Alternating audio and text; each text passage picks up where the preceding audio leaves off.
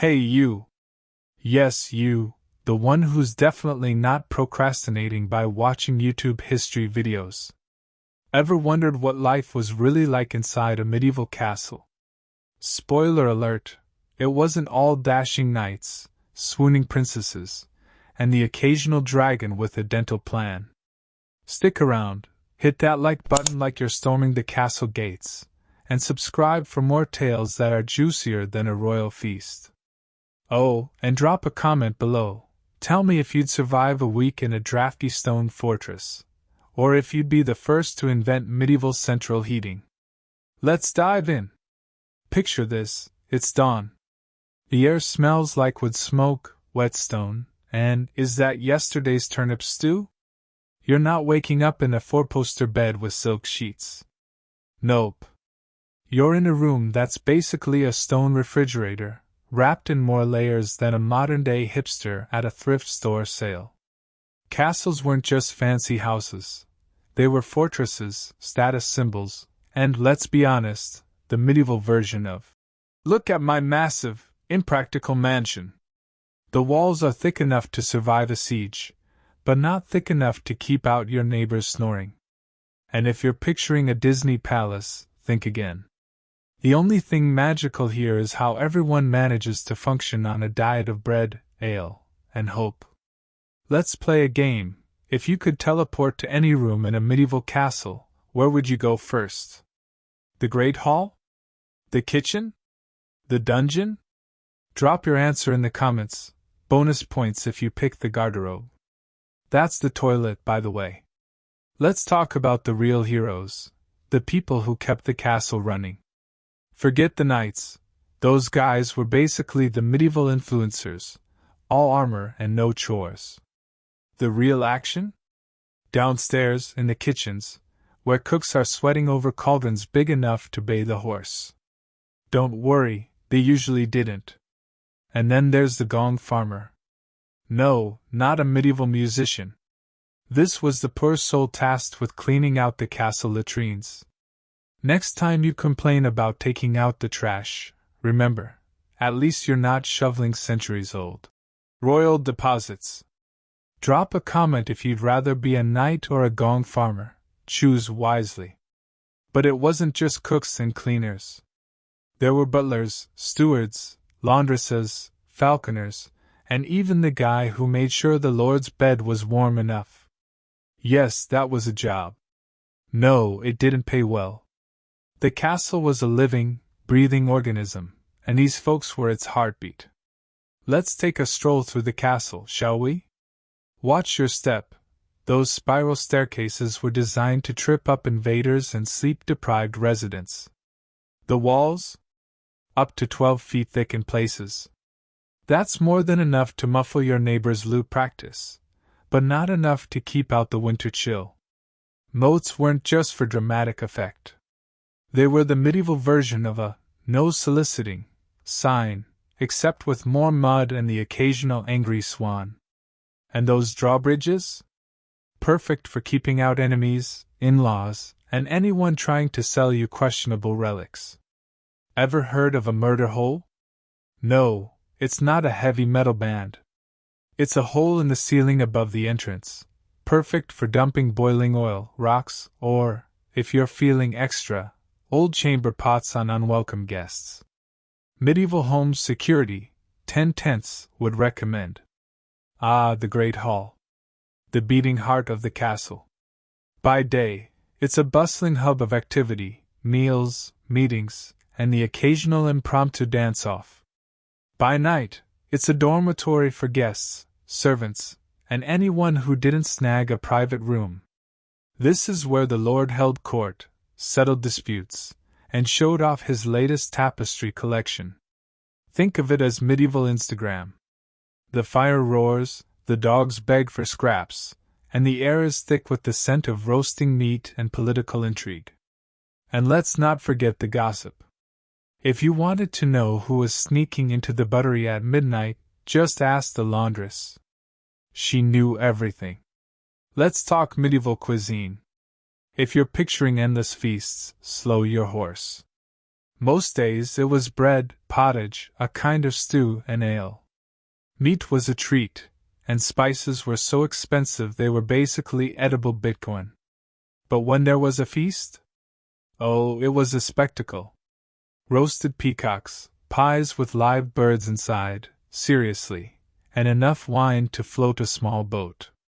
The table manners? Let's just say forks were a luxury, and double dipping was the least of your worries. Fun fact, the trencher was a slab of stale bread used as a plate. When you finished eating, you could give it to the poor, or, if you were feeling cheeky, throw it at your least favorite jester. Let's get real, castles were not exactly the Four Seasons. Baths were rare, and when they happened, it was a group activity. Awkward. Soap was made from animal fat and ashes, and dental care was, let's just say, optional. Doctors? More like well-meaning guessers. If you got sick, you might be bled, purged, or prescribed a potion made from ingredients that sound like a witch's shopping list. And if you survived, congratulations.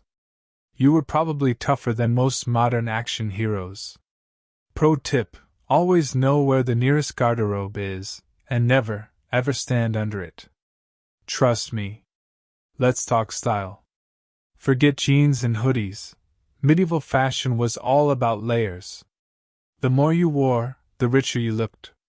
And the warmer you stayed. Wool, linen, and if you were lucky, a bit of silk. But here's the catch: laundry day was a nightmare. Clothes were washed in cold water, beaten with sticks, and dried in the sun. If you ever time travel to the Middle Ages, pack extra socks. And those pointy shoes? They were called polanes, and the longer the toe, the fancier you were. Just don't try running from a siege in them. Think medieval kids had it easy? Think again. By age 7, noble children were sent off to other castles to learn manners, swordplay, and how to avoid the cook's wooden spoon. Childhood was short, and playtime often involved games that doubled as combat training.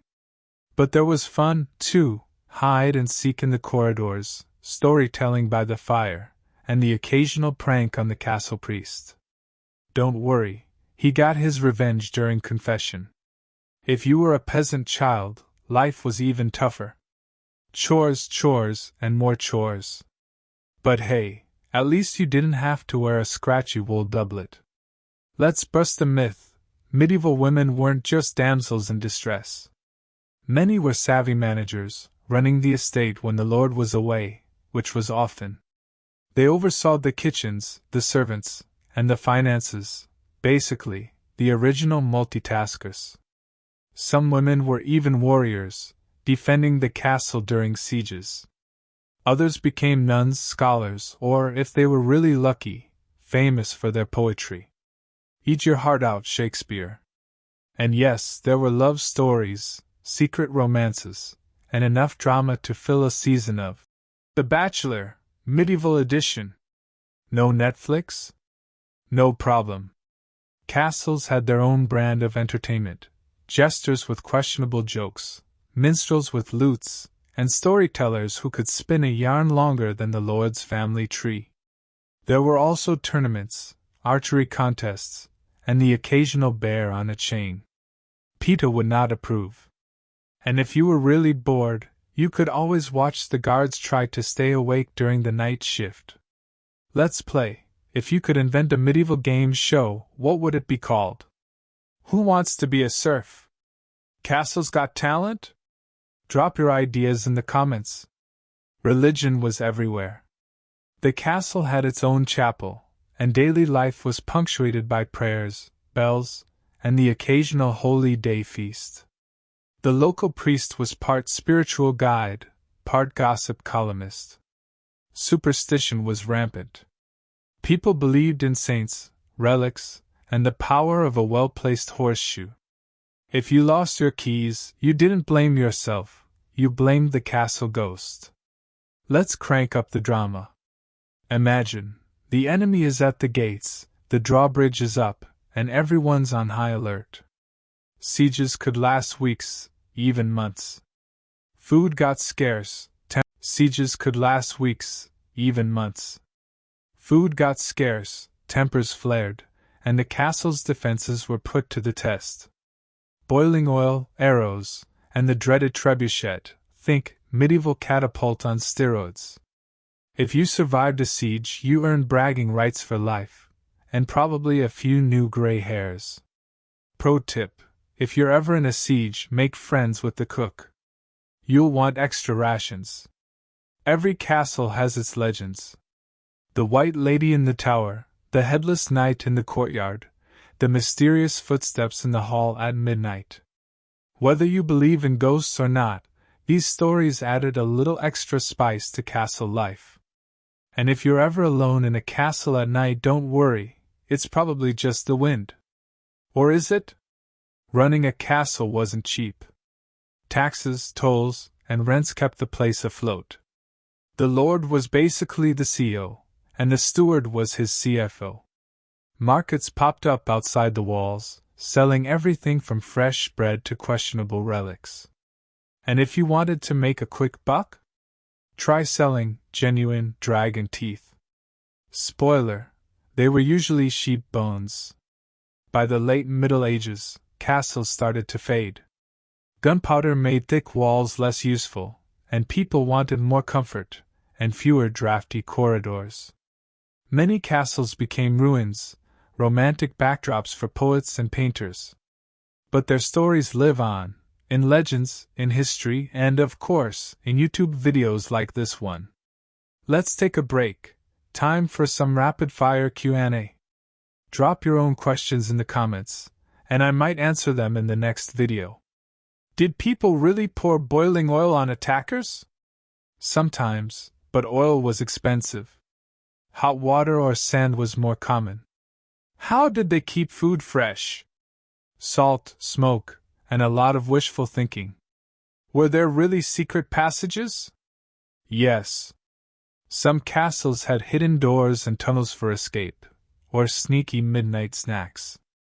Let's be honest, could you handle castle life? No Wi-Fi, no pizza delivery, and your bed is basically a wooden plank. But you'd have epic stories, a killer view, and the chance to wear a cape without irony. If you think you'd thrive, hit that like button. If you'd rather binge watch from your couch, subscribe anyway. I won't judge. So, next time you see a movie with sparkling castles and perfect hair, remember, real medieval life was messy, noisy, and smelled faintly of sheep.